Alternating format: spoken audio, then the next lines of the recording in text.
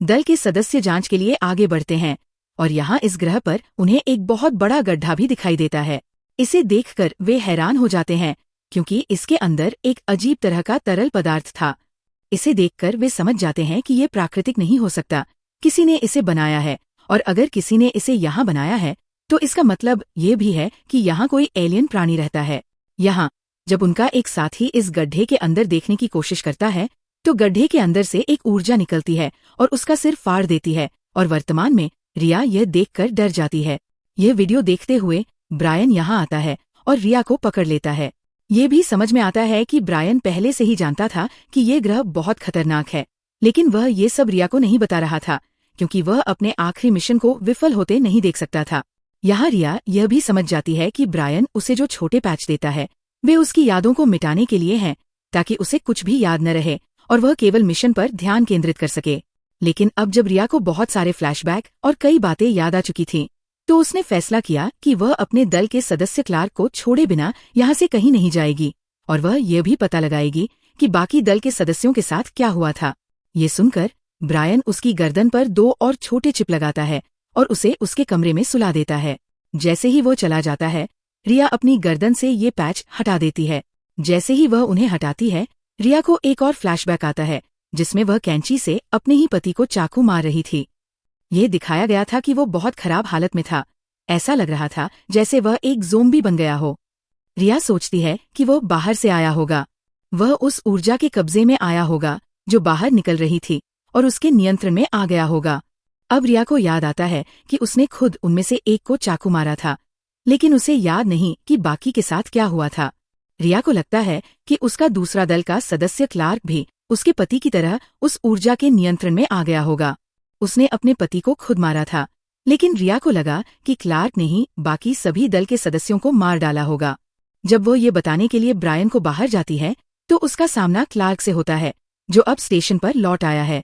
उससे बचते हुए वो पूरे स्टेशन में ब्रायन को ढूंढती है, लेकिन अब उसे ब्रायन कहीं नहीं मिलता। वह जल्दी से अपना स्पेस सूट पहनती है और उसे ढूंढने के लिए बाहर जाती है। वहां उसे ब्रायन का मृत शरीर दिखाई देता है। जिस हालत में शरीर था, रिया को ये समझने में ज्यादा समय नहीं लगा कि उसकी मृत्यु को काफी समय हो गया है, तो वह ब्रायन कौन था जिसे वह इतने समय से अपने साथ देख रही थी। रिया अभी भी ये सोच रही थी जब क्लार्क उसे मारने के लिए उसके पीछे आया और वह उससे बचने के लिए उससे लड़ने लगी। रिया स्टेशन पर लौट आती है और क्लार्क अभी भी उसके पीछे है। इससे पहले कि वह रिया को बुरी तरह से मार सके, रिया क्लार्क के हेलमेट को पानी से भर देती है, जिससे दम घुटने से उसकी मृत्यु हो जाती है। जब रिया क्लार्क की जांच एक रोबोटिक मेडिकल डिवाइस से करती है तो उसे पता चलता है कि उसके शरीर में कोई संक्रमण नहीं था, तो फिर वो सभी को क्यों मार रही थी। क्लार्क के शरीर को ग्रह पर छोड़ने के बाद रिया की अपनी हालत भी बिगड़ने लगी थी। वह वापस जाने का फैसला करती है, लेकिन अब उसका अंतरिक्ष स्टेशन भी काम नहीं कर रहा था। उसकी हालत बिगड़ने लगी। अपनी सेहत को बेहतर रखने के लिए उसने अपनी गर्दन पर 2 चिप्स लगाईं। उसके दिमाग में इतनी उलझन थी, लेकिन फिर भी उसकी हालत में सुधार नहीं हुआ। उसने फैसला किया कि अब वह ब्रायन के शरीर की जांच करेगी और देखेगी कि उसकी मृत्यु को कितना समय हो गया है। इस रोबोटिक मेडिकल डिवाइस के माध्यम से उसे पता चलता है कि ब्रायन की भी 51 घंटे पहले, यानी लगभग 2 दिन पहले मृत्यु हो गई थी, और उसकी मृत्यु उसके सिर पर एक मजबूत चोट लगने के कारण हुई थी। इस बात ने रिया को और भी भ्रमित कर दिया कि वह व्यक्ति कौन था जिसके साथ वह 2 दिनों से थी। अंतरिक्ष यान में फिर से खतरे के अलार्म बजने लगते हैं और रिया को किसी के अंदर आने की आवाज सुनाई देती है। ये एक एलियन भी हो सकता है। रिया बड़ी सावधानी से जांच करने जाती है और उसे ब्रायन फिर से जीवित दिखाई देता है। उसने अभी अभी ब्रायन का मृत शरीर देखा था। जो उसके सामने था वह कौन था? वह बहुत डर गई। फिर इस ब्रायन ने उसे बताया कि मैं तुम्हारे विचार का एक हिस्सा हूँ। रिया, मैं उसकी चीज नहीं हूँ। जब ब्रायन समझ पाया तो उसने अपनी दोनों उंगलियां उसके सिर पर लगी चोट के अंदर डाल दी और यहाँ से दृश्य अचानक फ्लैशबैक में चले गए। हमें वह दिन दिखाया जाता है जब उनका अंतरिक्ष यान इस ग्रह पर उतरा था। जैसे ही वे यहाँ पहुंचे, सबसे पहले उन्होंने जो देखा वह गड्ढा था, जिसे उनके अंतरिक्ष स्टेशन ने पहले ही कुछ ऊर्जा के रूप में महसूस कर लिया था। जैसे ही उनके एक दल के सदस्य ने उस गड्ढे के अंदर देखा, ऊर्जा की एक दौड़ ने उस पर एक मेट्रॉइड की तरह हमला किया और वह वहीं मारा गया। तो यह उन सभी के लिए बहुत चौंकाने वाला था। वे सभी तुरंत अपने अंतरिक्ष स्टेशन के अंदर आ गए। किसी भी तरह उन्हें अपना मिशन भूलना नहीं था। उन्हें इस ग्रह की जांच करनी थी और इसे मनुष्यों के रहने योग्य बनाना था। वैज्ञानिक यहाँ हर दिन अनुसंधान में लगे रहते हैं और यहाँ उन्हें एक छोटा परजीवी मिलता है। एक अजीब और सबसे अलग बात यह थी कि यह एक जीवित जानवर, एक जीवित परजीवी था, लेकिन इसमें धात्विक गुण भी थे। सरल शब्दों में, यह एक साथ एक जानवर और एक रोबोट की तरह व्यवहार कर रहा था। यह एक मशीन की तरह व्यवहार कर रहा था। ये लोग इस परजीवी के माध्यम से ये पता लगाने वाले थे कि मनुष्य यहाँ जीवित रह सकते हैं या नहीं। रिया, जो एक वैज्ञानिक थी, इस परजीवी पर प्रयोग करना शुरू करती है। वह इस परजीवी का एक छोटा टुकड़ा काटती है और उसे एक ट्रे पर रखती है। वह ये जांच करना चाहती थी कि क्या यह अपने आप बढ़ेगा या नहीं, लेकिन ये परजीवी उनकी सोच से भी तेजी से बढ़ता है। रिया के पति ने पीछे से इसे देखा और रिया को यही बात बताने वाले थे जब अचानक वह परजीवी बहुत बड़ा हो गया और उसकी नाक के अंदर चला गया, और जैसे ही यह उसके शरीर में प्रवेश किया, इसने उसके दिमाग पर नियंत्रण कर लिया। इसलिए इसने तुरंत रिया पर हमला किया और रिया खुद को बचाने के लिए अपने साथी को कैंची से चाकू मारकर मार देती है। अब यह परजीवी जो उसके पति के अंदर था जल्दी से बाहर आता है और उसके साथ खड़े दूसरे दल के सदस्य के अंदर चला जाता है, और अब इसने उसके दिमाग पर भी नियंत्रण कर लिया है। अब ये आदमी रिया पर हमला करने वाला था जब क्लार्क रिया को बचाने के लिए यहाँ आया। वह पहले ही पीछे छूट गई थी। उसने तुरंत ब्रायन को क्लार्क की मदद करने और उस राक्षस को मारने के लिए बुलाया।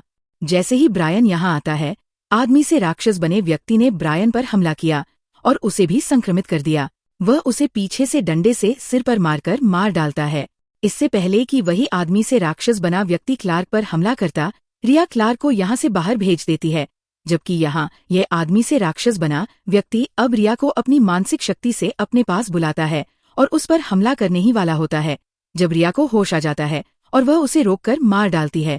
लेकिन उसके अंदर का परजीवी मरता नहीं और वह उस आदमी के दिमाग से बाहर निकलकर रिया के सिर पर लगे घाव के अंदर चला जाता है और रिया के पूरे शरीर पर नियंत्रण कर लेता है।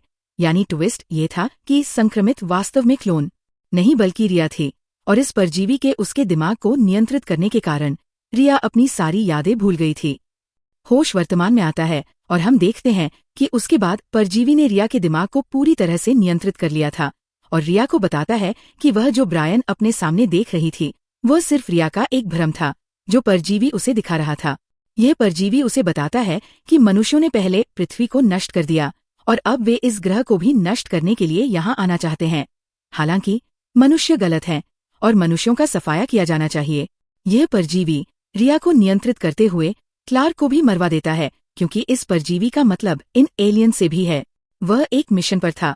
वह रिया के साथ पृथ्वी पर जाने की योजना बना रहा था और मनुष्यों को नुकसान पहुंचाने की भी योजना बना रहा था। वह सभी मनुष्यों को नुकसान पहुंचाना या मारना चाहता है ताकि मनुष्य उनके ग्रह पर न आए और उसे खराब न करें। इस एलियन परजीवी के बारे में एक दिलचस्प बात पता चलती है कि ये एलियन परजीवी किसी भी जीवित चीज और मशीनों के साथ भी संबंध बना सकता है। इसी तरह इसने अंतरिक्ष स्टेशन और रिया के साथ भी एक लिंक बनाया। फिल्म शुरू होते ही जो चेतावनी अलार्म बज रहे थे वे गलत नहीं थे। अंतरिक्ष स्टेशन में वास्तव में ये एलियंस थे, लेकिन रिया ने उन्हें नहीं देखा क्योंकि वे रिया के शरीर के अंदर थे। जैसे ही रिया को सारी बातें याद आती हैं, वह समझ जाती है कि यह परजीवी उसके साथ साथ दुनिया के लिए भी बहुत खतरनाक साबित हो सकता है। वह तुरंत अपने रोबोटिक मेडिकल डिवाइस की मदद से अपनी सर्जरी करवाती है और उस परजीवी को अपने सिर से बाहर निकालती है। रिया के शरीर से बाहर निकलने के बाद भी यह परजीवी शांति से नहीं बैठता, बल्कि जाकर ब्रायन के मृत शरीर पर हमला करता है। वह शरीर के अंदर जाता है और मृत शरीर के अंदर तेजी से बदलाव करता है और उसे एक राक्षस में बदल देता है और फिर उसी राक्षस के माध्यम से रिया को मरवाने की कोशिश करता है। रिया उससे लड़ना चाहती थी, लेकिन वह राक्षस उससे कहीं ज्यादा शक्तिशाली था। रिया के लिए खुद को उससे मुक्त करना एक बड़ी बात थी। अब रिया अपने दिमाग का इस्तेमाल करती है और यहाँ फायर गन लेकर उस राक्षस को जलाकर मार डालती है, जिसके बाद आखिरकार उसकी जान बच जाती है। मिशन विफल हो गया था, लेकिन अब उसके लिए दुनिया में जाकर ये सारी जानकारी देना बहुत महत्वपूर्ण था। वह तुरंत अपने अंतरिक्ष स्टेशन को दुनिया की ओर मोड़ देती है और जाते समय उसे अपने सभी दल के सदस्य याद आते हैं। फिल्म के पोस्ट क्रेडिट सीन में हमें दिखाया जाता है कि लिया अपने मकसद में पूरी तरह से सफल नहीं हुई थी। उसे लगा था कि उसने अपने अंतरिक्ष स्टेशन को एलियन से बचा लिया है और वह पृथ्वी पर वापस जाएगी, लेकिन जब अंतरिक्ष स्टेशन को बाहर से दिखाया गया तो वो हैरान रह गई। फिर पता चलता है कि एलियंस ने पूरे अंतरिक्ष स्टेशन को अपने अंदर पूरी तरह से लपेट लिया था और वे भी रिया के साथ जमीन की ओर बढ़ रहे थे और एक बड़ा खतरा जमीन पर आने वाला था और फिल्म यही खत्म हो जाती है।